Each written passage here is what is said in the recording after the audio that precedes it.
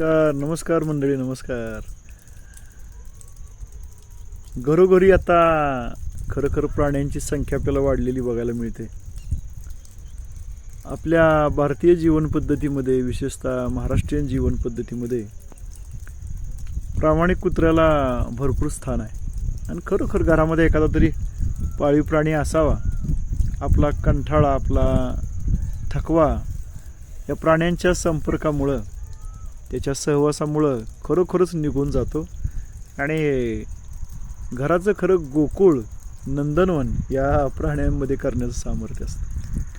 शाहीर दादा कोंडके आपल्या महाराष्ट्रातलं अत्यंत नावाजलेलं असं जबरदस्त व्यक्तिमत्व, की असा माणूस पुन्हा होणे नाही.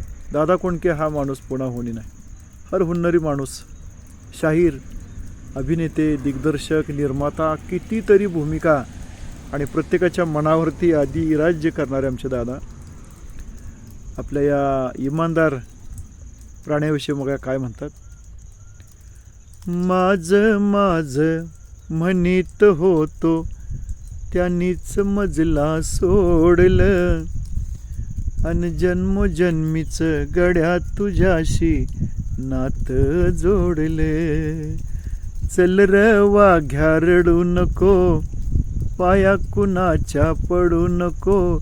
अन दुनिया सारी जरी उलटली न मला कधी र सोडू नको. अरे वाघ्या, माझ्या वाघ्या, नाही मिळालं पोटाला तरी धान्यासाठी तू मरतो होया.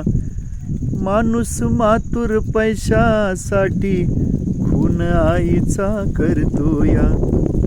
दिल घेतलं काढू नको, माया कुणाची सोडू नको. अन दुनिया सारी जरी उलटली न मला कधी र सोडू नको. अरे वाघ्या, माझ्या वाघ्या, अरे वाघ्या, माझ्या वाघ्या. अशा आमच्या आदरणीय दादा कोंडकेंच्या लेखणीला कोटी कोटी सलाम. धन्यवाद. रामकृष्ण हरी.